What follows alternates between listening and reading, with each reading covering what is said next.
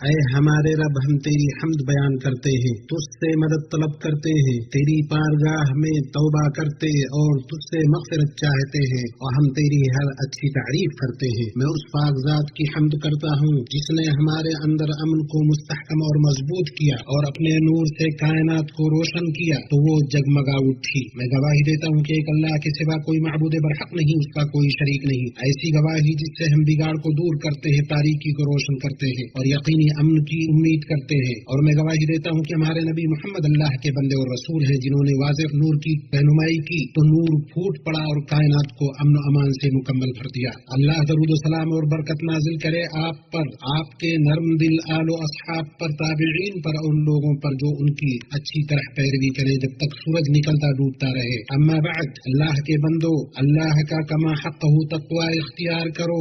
بے شک سب سے بہتر وصیت مخلوقات کے پروردگار کی وصیت ہے، اور واقعی ہم نے ان لوگوں کو جو تم سے پہلے کتاب دیے گئے تھے اور تم کو بھی یہی حکم کیا ہے کہ اللہ سے ڈرتے رہو، خصوصاً اس وقت جب آپ اللہ کے حرمت والے مہینے میں جی رہے ہیں۔ اللہ نے فرمایا تم ان میں خود پر ظلم نہ کرو۔ اہل علم نے کہا یعنی گناہوں اور حرام کاموں سے۔ اور تم مومنوں، ایسے وقت میں جب کی تاریخ فتنے بڑھ گئے ہیں، بھیانک آزمائشیں عام ہو گئی ہیں، واقعات کی تہوں گہرائیوں میں ایک وسیع، قدیم اور واضح مسئلہ جلوہ گر ہو رہا ہے جو محکم ضروریات اور مسلم اصولوں میں سے ہے، جو سماج تہذیبوں کی اہم ترین بنیادوں میں سے ہے۔ وہ مسئلہ، اللہ آپ کی حفاظت کرے، امن و امان، استحکام اور اطمینان کا مسئلہ ہے۔ دین تو اسی کا نام ہے کہ شعائر کو قائم کیا جائے اور ہمارے راستوں اور گھاٹیوں کو پرامن بنایا جائے۔ مسلمانوں، امن وہ پہلی دعا تھی جو رحمان کے خلیل ابراہیم علیہ السلام نے کی۔ انہوں نے کہا اے میرے رب، تو اس سے پرامن شہر بنا اور اس کے باشندوں کو پھلوں کا رزق عطا کر۔ یہاں امن کو رزق پر انہوں نے مقدم کیا، بلکہ انہوں نے اسے اپنی دوسری دعا میں توحید کے ساتھ ذکر کیا۔ اے میرے پروردگار، اس شہر کو امن و امان والا بنا دے اور مجھے اور میری اولاد کو بت پرستی سے پناہ دے۔ انہوں نے اپنی دعا میں دو عظیم امن کو جمع کر دیا، ایک نفسوں اور جسموں کی حفاظت کو شامل عام امن، دوسرا اعتقادی امن جس میں اللہ تعالیٰ کی خالص توحید کی پاسداری کی جائے۔ یہ اس ایمان کے مطالب میں سے ایک عظیم مطلب ہے جسے اسلامی شریعت لے کر آئی ہے۔ جب سے اس روشن شریعت کا سورج نمودار ہوا ہے، اس وقت سے وہ کائنات پر وسیع امن اور بھرپور امان کا سایہ کیے ہوئے ہے، جس کا بیان نہ کوئی لفظ کر سکتا ہے اور نہ جسے کوئی قلم یا انگلی تحریر کر سکتی ہے۔ امام ترمذی نے اپنی سنن میں روایت کیا ہے کہ نبی صلی اللہ علیہ وسلم نے فرمایا تم میں سے جو اپنی رہائش میں امن اور جسم کی عافیت کے ساتھ صبح کرے، اس کے پاس اس دن کی خوراک ہو تو گویا پوری دنیا اسے مل گئی۔ اللہ اکبر۔ اس جامع نفع بخش امن و امان کے مسئلہ کا یہ صحیح اسلامی تصور ہے۔ اسلام کی روشنی کے نمودار ہونے سے لے کر مخلوقات کے جمع کیے جانے تک یہی دونوں پہلو ایمان کے محافظ ہیں۔ اسلام نے اس طرح اس کی شان بلند کی ہے کہ وہ ایمان و توحید اور وسطیت و اعتدال کا پابند اور زندگی کے تمام معاملات میں افراط و تفریط سے دور رہا۔ ایمانی بھائیوں، وقت کے ان پریشان کن مسائل میں سے جنہوں نے انسانیت کو اپنی شدت کا نشانہ بنایا اور جن سے عالم اسلامی جھلس رہا ہے اور نقصان اٹھا رہا ہے، پے در پہ ہونے والی فکری جنگ اور سادہ لوح لوگوں کی ناپختہ عقلوں کی تحقیر ہے جو اسلامی شریعت سے ٹکراتی ہے اور سب سے بہتر مخلوق کے طریقے کے خلاف ہے۔ اس کے آثار بعض ناتجربہ کار نوجوانوں اور فریب خوردہ لوگوں کی عقلوں میں ہلچل مچائے ہوئے ہیں اور انہیں دھوکہ دے رہے ہیں۔ اس لیے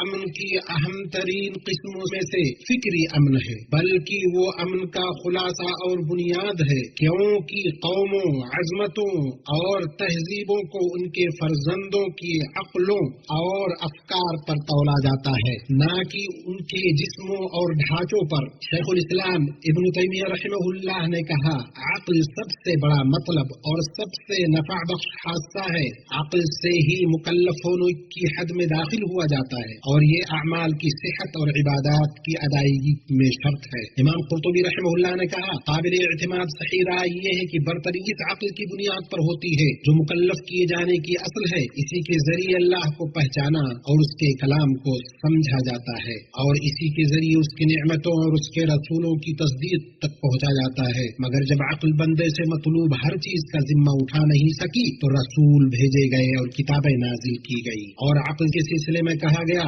کسی کو عقل سے بہتر کوئی چیز نہیں دی گئی جو اسے ہدایت کی رہنمائی کرتی ہے اور ہلاکت سے روکتی ہے۔ اس لیے امت کے نوجوانوں پر واجب ہے کہ وہ ان خطرناک مقاصد کے حقائق کو سمجھیں، اپنے افکار کو اعتقادی، فکری اور عملی طور پر متاثر کرنے والے عناصر سے محفوظ رکھے اور خود ان کے لیے زرخیز زمین یا ان کے پھیلنے کا محرک نہ بنے۔ سلف امت رحمہم اللہ کے منہج پر کتاب و سنت کو مضبوطی سے پکڑتے ہوئے علم و بصیرت کے ساتھ حوادث کے تئیں موقف کو اپنائیں۔ اسلامی بھائیوں، بحرانوں، چیلنجوں، اختلافات اور تقسیمات کے سامنے سماج کا باہمی اتحاد اور استحکام، اس کے افراد و جماعات کی یکجہتی بصیرت اور عزائم والوں کا مقصد ہے، بلکہ وہ آسمان و زمین کے رب کی شریعت کی بنیادوں اور مقاصد میں سے ہے۔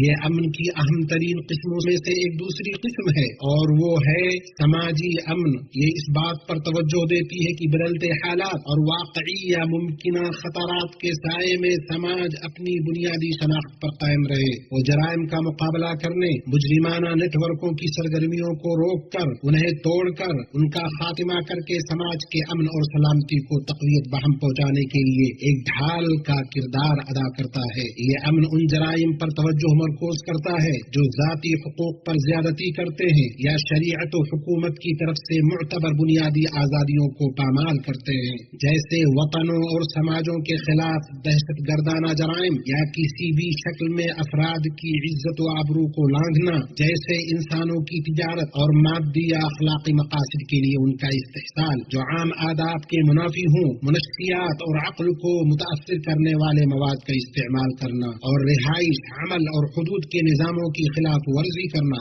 جیسے چپکے سے گھس آنا، منفی کاموں میں پڑنا جیسے بھیک مانگنا، اور سوشل میڈیا کے جرائم جیسے بلیک میل کرنا اور بدنام کرنا۔ اسی طرح جھوٹے اور بناوٹی کلپس اور ان کے ذریعے پھیلائی گئی افواہ، بہتان تراشی اور افترا پردازی جو عقل مند اور سمجھدار سے مخفی نہیں ہے اور خود اعتماد داعی کو متزلزل نہیں کر سکتی ہے۔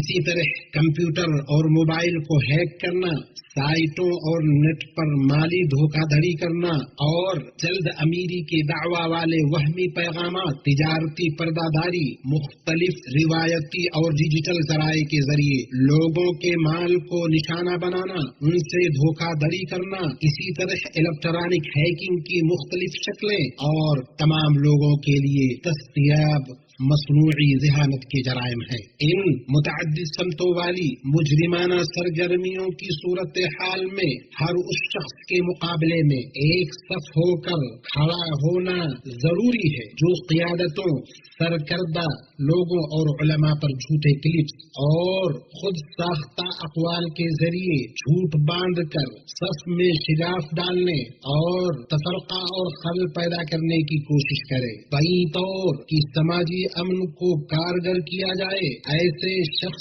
کے بارے میں رپورٹ کی جائے جو اس میں خلل ڈالے۔ اس کی حتمی ضرورت ہے تاکہ دھوکہ دڑی کے طریقوں کو، ان سے نمٹنے اور ان سے بچاؤ کی کیفیت اور حج کی وہمی اور گمراہ کن ایجنسیوں کو جانا جائے، سماج کو ان نت نئے جرائم سے بچایا جائے جو حقوق اور آزادیوں کو پامال کرتے ہیں اور دین، جان، عقل، آبرو اور مال کو نشانہ بناتے ہیں۔ خوشی اور امید کی باتوں میں سے یہ ہے کہ ہمارے یہاں اس لڑائی کے شعور کا تناسب اس لائق ہے کہ اسے سراہا جائے، اس کی قدر کی جائے، چنانچہ اسے متعصبانہ افواہیں، جھوٹی خبریں متزلزل نہیں کر پاتی ہیں جو کھلم کھلا کینوں کا نتیجہ ہیں، کیونکہ سماجی شعور سماجی امن کی بنیاد ہے۔ اس لیے اس بات سے بچنا ضروری ہے کہ کچھ لوگ بے خبری میں ان جھوٹی باتوں کی تصدیق کر کے دشمنوں کا آلہ کار بن جاتے ہیں۔ ہم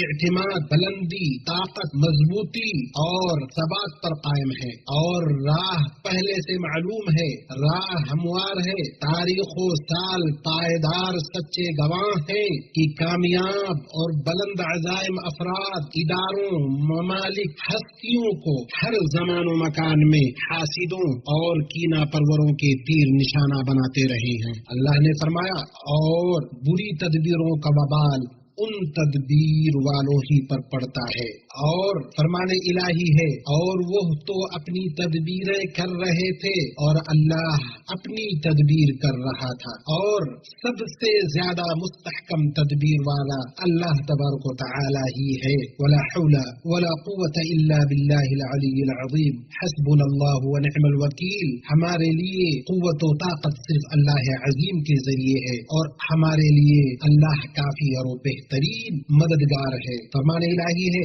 جو لوگ ایمان رکھتے ہیں اپنے ایمان کو شرک کے ساتھ مخلوط نہیں کرتے، ایسوں ہی کے لیے امن ہے اور وہی راہ راست پر چل رہے ہیں۔ اللہ مجھے اور آپ کو دونوں وحی میں برکت دے اور مجھے اور آپ کو سید الثقلین کے طریقے سے فائدہ پہنچائے۔ میں یہ بات کہہ رہا ہوں اور اپنے لیے، آپ کے لیے، تمام مسلمانوں کے لیے ہر گناہ کی مغفرت طلب کرتا ہوں۔ آپ اس سے مغفرت طلب کریں اور اس کی بارگاہ میں توبہ کریں، بے شک اللہ بڑا بردبار اور بخشنے والا ہے۔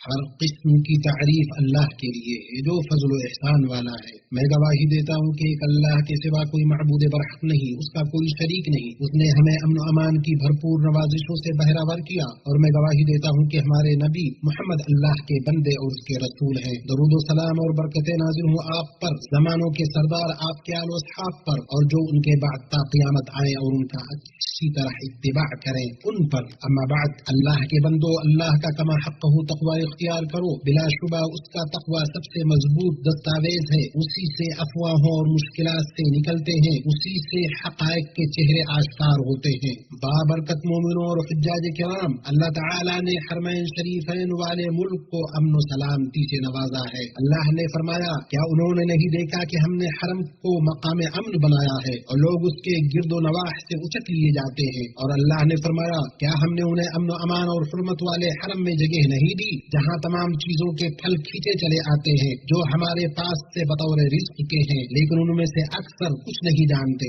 ہمیں ملی عظیم ترین نعمتوں اور نوازشوں میں امن و امان اور سلامتی کی نعمت ہے۔ الحمدللہ ہمارا ملک پر امن اور بابرکت ہے۔ امن و سلامتی اس کی جڑ میں پیوست ہے، اللہ کی حفاظت میں یہ ہے، اور بحکم الہی دشمنوں سے مامون و محفوظ ہے۔ اور یہ دیکھو، بابرکت حج کے ایام آ گئے ہیں، اس کی روشن راتیں آ چکی ہیں۔ یہ دیکھو، رحمان کے وفود اور اللہ تعالیٰ کے مہمانوں کے قافلے شرف یاب کر چکے اور شرف یاب ہو چکے ہیں، وہ بڑی اچھی جگہ آئے ہیں۔ اس لیے یہاں حرمین شریفین ان کے زائرین کے امن و سلامتی پر زور دینا ضروری ہے۔ حج شرعی عبادت، تہذیبی اقدار، تلبیہ، امید و دعا، ذکر و پکار، خشوع و اخلاص، اطراف و نواحی کی گرمی میں بلند دعا و گریہ وزاری اور توبہ و ثنا ہے۔ یہ مکمل نظام، ہماگیر منہج، خالص عبادت ہے۔ یہ اس کی برکتوں اور ہدایتوں کی خوشبو ہے۔ اسی طرح ہم نظام، ہدایات اور تعلیمات کی پابندی پر زور دیتے ہیں،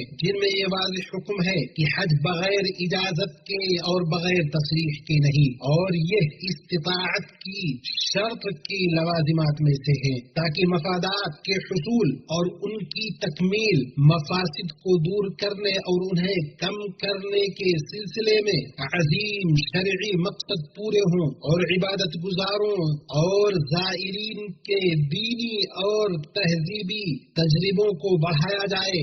اس اہم سلامتی والے معاملے میں ضروری ہے کہ تمام شہری، مقیم اور مسلمان تعاون کریں۔ اللہ کے بندو، اللہ کے حرمت والے گھر کے حاجیوں، یہ عظیم اسلامی اجتماع ہمیں جن چیزوں کی یاد دلاتا ہے ان میں خطرات اور چیلنجز کے مقابلے کے لیے اتحاد و اتفاق کی ضرورت ہے، بطور خاص معزز فلسطین کے ہمارے کمزور بھائی اور زخم خوردہ عزیزان کی مصیبتوں اور بابرکت مسجد اقصی کے لیے، چنانچہ اپنی دعاؤں میں انہیں نہ بھولیں۔ اللہ سے گریہ وزاری کے ساتھ دعا کریں کہ اللہ ان پر نازل ہوئی مصیبت کو ختم کرے، اللہ انہیں اپنے اور ان کے دشمن پر غلبہ عطا کرے۔ اللہ تعالی ہماری امت اسلامیہ کو ظاہر و باطن تمام فتنوں کے شر سے محفوظ رکھے، ہم پر امن و امان اور استحکام و خوشحالی کی نعمت کو ہمیشہ باقی رکھے۔ رکھے، وہی توفیق دینے،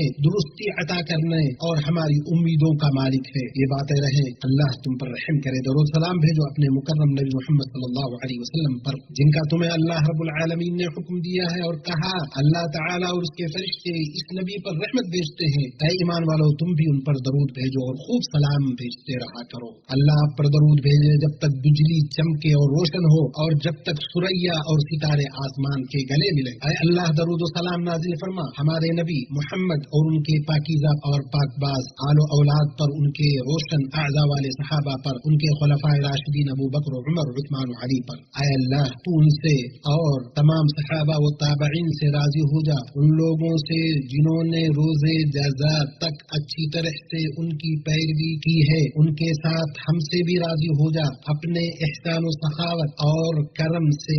اے اکرم الاکرمین، اے اللہ اسلام اور مسلمانوں کو غلبہ عطا کر، دین کے قلعہ کی حفاظت کر، اس ملک کو اور مسلمانوں کے بقیہ ملکوں کو پرامن پرسکون سخاوت والا اور خوشحال بنا دے۔ اے اللہ ہمیں ہمارے ملکوں میں امن عطا فرما، ہمارے سربراہوں حکمرانوں کو توفیق یاب کر، حق و درستی کے ساتھ ہمارے امام اور سربراہ کی تائید اور مدد فرما۔ اے اللہ ہمارے سربراہ خادم حرمین شریفین اور ان کے ولی عہد کو اس چیز کی توفیق دے جس میں اسلام کا غلبہ اور مسلمانوں کی بھلائی ہو، اور جس میں بندوں اور ملکوں کی بھلائی اور درستگی ہو۔ اے اللہ انہیں بہترین بدلہ عطا فرما، ان عظیم خدمات اور اعلیٰ دیکھ بھال کے بدلے جو کچھ انہوں نے حرمین شریفین اور ان کے زائرین اور معتمرین کے لیے پیش کیا ہے اور برابر کر رہے۔ اے اللہ اسے ان کے صالح اعمال کی میزان میں رکھ دے، اور اے ذوالجلال والاکرام اس کا انہیں سب سے اچھا اور سب سے بھرپور بدلہ عنایت فرما۔ اے یا رب مسلمانوں کے تمام حکمرانوں کو توفیق یاب کر۔ اے اللہ ہمارے امن کے محافظوں، ہماری سرحدوں کے نگہبانوں کو توفیق یاب کر۔ اے اللہ حرمین شریفین، حجاج، معتمرین اور زائرین کی جو وہ خدمت کر رہے ہیں، اس کا انہیں بہترین بدلہ عنایت کر۔ اے اللہ ہم سے سازش کرنے والوں کی سازش، حسد کرنے والوں کے حسد، مکر کرنے والوں کے مکر اور ظالموں کی سرکشی کو دور کر۔ اے رب العالمین، اے اللہ امت کو کتاب و سنت پر متحد کر دے۔ اے نوازش اور فضل و احسان والے، اے اللہ تیرا رش پر شکست نہیں کھاتا، نہ تیرے وعدے کی خلاف ورزی ہوتی، تو ہر جگہ کے کمزور مسلمانوں کو نجات دے دے۔ فلسطین میں ہمارے بھائیوں کی مدد فرما، مسجد اقصیٰ کو قیامت تک کے دن تک معزز اور بلند بالا محفوظ کر دے۔ اے اللہ ان کے سرکش و قابض صہیونی دشمنوں کو تباہ کر دے، ان کی جماعت کو منتشر کر دے اور انہیں لوگوں کے لیے عبرت کا نشان بنا دے۔ اے اللہ ہمارے کمزور فلسطینی بھائیوں پر بلا کی رات طویل ہو گئی ہے، اے اللہ انہیں ایسی صبح کی بشارت دے جس میں ان کی مصیبتیں چھٹ جائیں، ان کے غم دور ہو جائے۔ اے اللہ ان کی کمزوری پر رحم کر، ان کی شکستگی کو جوڑ دے، ان کے معاملات کو تو اپنے ہاتھ میں لے لے، انہیں تو اپنے اور ان کے دشمنوں پر غلبہ دے۔ اے اللہ وہ پیدل ہیں انہیں سوار کر لے، وہ بھوکے ہیں انہیں کھلا، ننگے ہیں انہیں پہنا، مظلوم ہیں ان کی مدد کر۔ اے کمزوروں کو غلبہ دینے والے، اے مدد طلب کرنے والوں کی مدد کرنے والے، اے اللہ حاجیوں اور زائرین کی حفاظت فرما، انہیں امن و امان، سلامتی اور اطمینان کے ساتھ مناسک کی ادائیگی کی توفیق دے۔ اے اللہ ان کے حج کو قبول کر، ان کی کوششوں کو قبول کر، ان کے گناہوں کو معاف کر، اور انہیں ان کے ملکوں کو صحیح سلامت بامراد ثواب لیے ہوئے بغیر کسی نقصان کے لوٹا دے، اور جو ان کے ساتھ کسی برائی کا ارادہ کرے تو اس کی سازش کو اسی کے گردن میں لوٹا دے، اور اس کی تدبیر کو اس کی تباہی بنا دے۔ اے دعاؤں کے سننے والے، اے اللہ غمزدہ مسلمانوں کے غم کو دور کر دے، قرض داروں کے قرض ادا کر دے، ہمارے اور مسلمانوں کے مریضوں کو شفا دے۔ اے ہمارے رب ہمیں دنیا میں بھلائی عطا فرما، آخرت میں بھی بھلائی دے، اور ہمیں آگ کے عذاب سے بچا۔ اے ہمارے رب ہماری دعائیں قبول فرما، بے شک تو سننے والا ہے، جاننے والا ہے۔ ہماری توبہ قبول فرما، بے شک تو توبہ قبول کرنے والا، رحم کرنے والا ہے۔ ہمیں ہمارے والدین، ان کے والدین اور تمام مسلمان مردوں اور عورتوں کو بخش دے، بے شک تو سننے والا، قریب اور دعاؤں کو قبول کرنے والا ہے۔